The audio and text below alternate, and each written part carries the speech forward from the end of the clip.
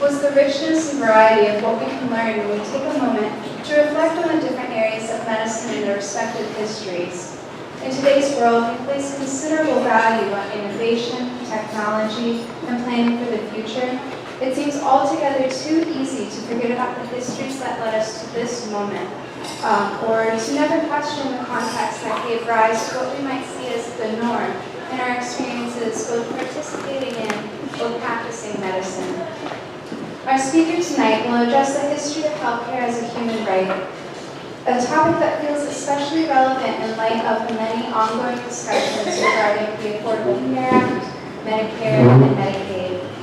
Dr. Anjali Niyogi is an assistant professor of internal medicine and pediatrics at Tulane Medical Center.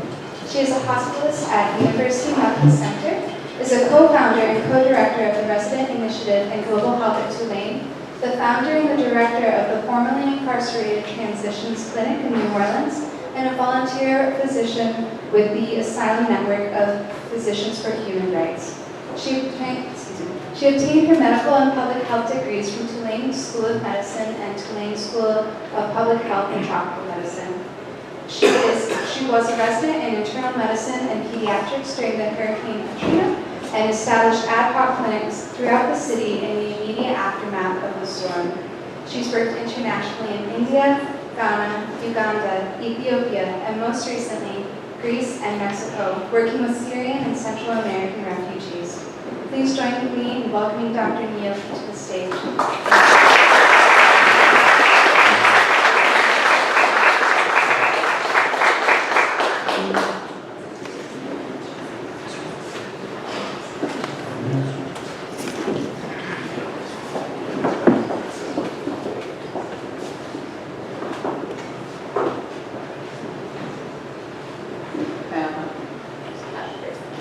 Thank you very much for the invitation to be here tonight and to speak to you.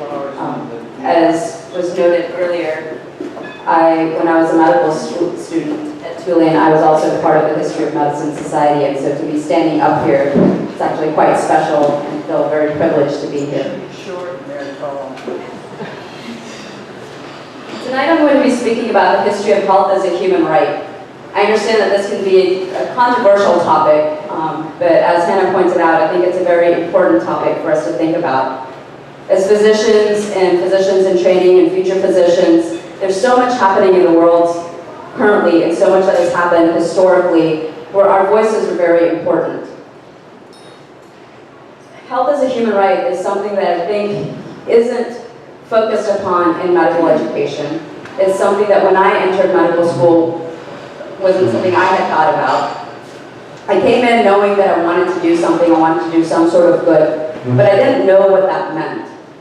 And it was really through my career, it was through my degree in public health, it was working internationally and working in New Orleans, seeing all of the health disparities that I see, that I started to think about what does it really mean for us as physicians to be care providers, and how do we think about it, and how do we advocate for it, and how do we create a framework so that our language carries further than what we're doing just with our patients in front of us. So what I hope to do tonight is to talk about, to give you a background, historical context of where we are today, how this concept came to be, the history of human rights and health in particular, and then hopefully we'll have a discussion about how can we use this historical context, this language, and create a framework as we go forward and advocate for our patients and our communities. So, very basic. What is a right? I stole this from Wikipedia, which is where I steal many things from. So Wikipedia says that a right is a legal, social, or ethical principles of freedom or entitlement, or more aptly, fundamental normative rules of what is allowed of people or owed to people, whether that's through a legal system, a social system, a cultural norm, ethical theory, or religion. So those are rights in general. But what is a human right? And it's interesting, so I've seen a couple of videos where people were asked the question, what is a human right? And there's very few people that have an answer to this question. And the answer is very simple. A human right is simply the right that you have being born human, regardless of your gender, your race, your religion, your ethnicity, your nationality. Just by being human, these are the rights that you have. These are the rights that we have deemed are the minimum standards for people to live with dignity. And that's a very important word, I think, dignity, that we need to keep at the forefront as we practice medicine. And historically, they've been based either in religion, natural law, or pragmatism. Is this microphone too close? Okay. So, I put the slide in here just so that we remember that even though we're talking more formally about the history of human rights, there have been in some form or another rights, duties, responsibilities throughout time, whether it's because you belong to a family or a particular social group, a class, a religion, a community, whatever it is, we've all had different rights and responsibilities throughout history. Throughout history, all of the religions make note of some sort of duty or responsibility you have of how are you to behave with one another. Dating back to the Vedas greater than 3,000 years ago, to the Code of Hammurabi, which is where we get the eye for an eye, tooth for a tooth from, and going on and on. But it really wasn't until 539 BC with Cyrus the Great, who is the king of Persia, when he went and conquered Babylon. That was when we first kind of get this notion of human rights. So he came and he created what was called the Cyrus cylinder. It says baked clay with text written on it. And basically what he said when he conquered Babylon was that I will free all of the slaves. So while I'm a monarch, no one will work by force or without compensation. Everyone will have the freedom to choose a religion. People can live wherever they want to live, and people can work and do whatever they want to do. So he really introduces the idea of freedom of religion, abolishment of slavery, freedom of movement, and freedom of profession. And this is considered by many to be the first charter on human rights. And there's actually a replica of it at the UN headquarters in New York, so if you want to go see it, there it sits.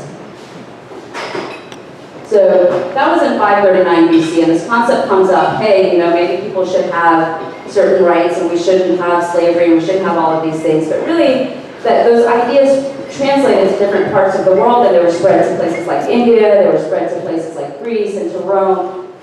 But you still had a lot of people in power and monarchs and dictators who didn't necessarily believe the concept that everyone had rights just by being human. And so it's really quite a while later, until 1215, that you have the first written document in law that talks about human rights.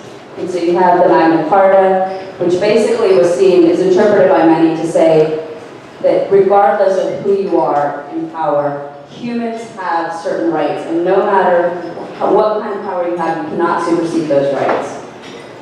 And we go on, we see the English Bill of Rights, the United States Declaration of Independence. That's the first time that we actually see the words inalienable rights that all of us are given, that we have the right to life, liberty, and the pursuit of happiness. This then becomes the French Declaration of the Rights of Man, the United States Bill of Rights. So these are all historical legal contexts of where the concept of human rights comes from. We have yet to see any note of help and health care and access to health in any of these rights. In 1863, there's a man by the name of Henry Dunant, and he was on his way to, this is during the conflict in Crimea, and he was on his way to northern Italy to go and speak to some of the leaders there, and as he went through, he passed a battlefield and saw that there were thousands and thousands of soldiers that had been left to die on this battlefield. And one of the reasons that they had been left to die there was because there were simply no personnel. There was no people or equipment to take care of these people, but also that they were in the middle of a war and there were no truces for people to go in and safely care for wounded soldiers. And this disturbed him quite a bit, and through that work he actually created the International Committee of the Red Cross, which still exists today.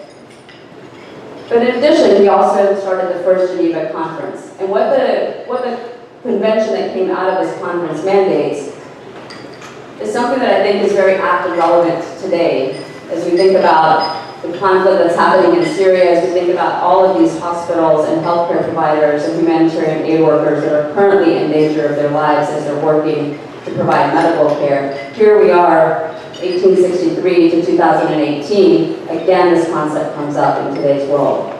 And so what this convention mandates is that people who are providing care and treatment, this is specifically for wounded and sick soldiers, but for everyone today, that there is immunity from capture and destruction of the establishments that are created for treating wounded and sick soldiers. That there should be impartial reception and treatment for all combatants, regardless of what side of the battlefield you're on. And that there should be protection for people who are providing aid for those people and for civilians.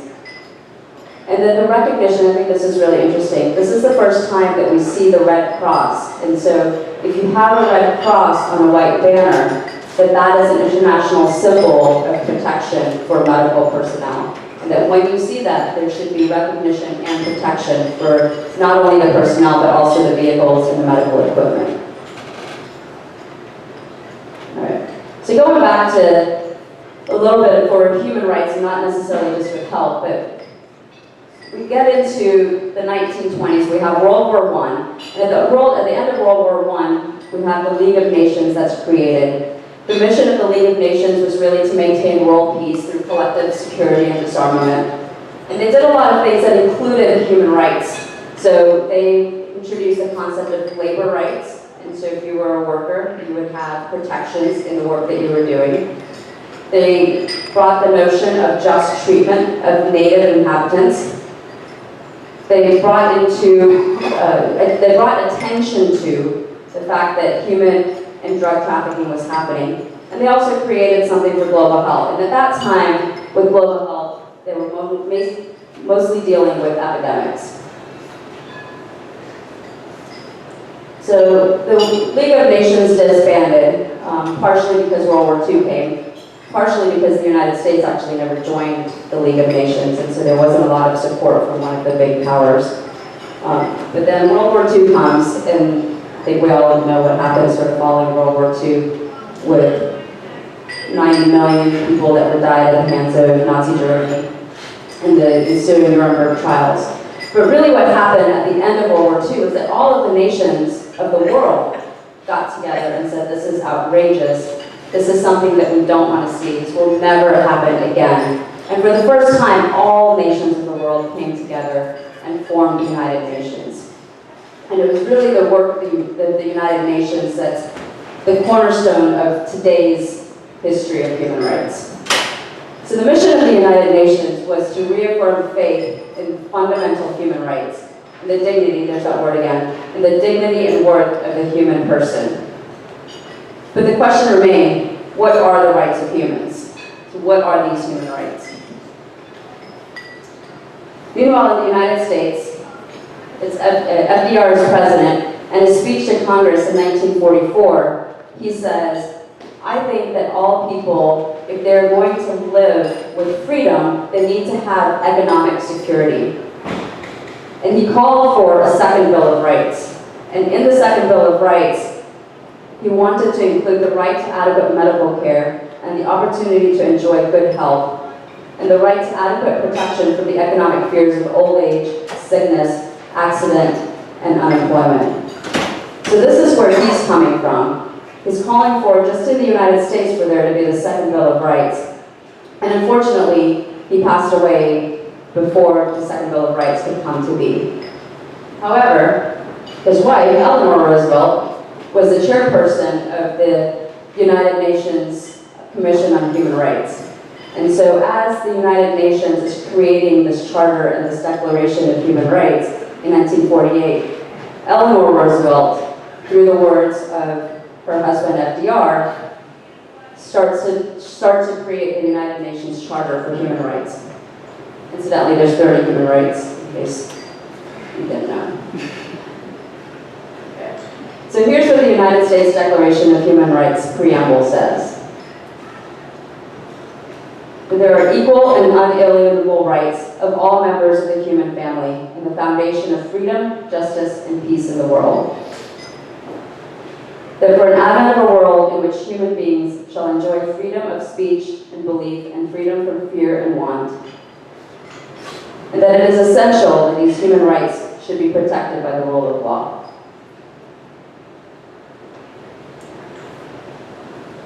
In the UN Declaration of Human Rights, Article 25 is the one that pertains to us today as we're talking about the history of health as a human right. So this is the article of the 30 articles, Article 25, which talks about access to health care.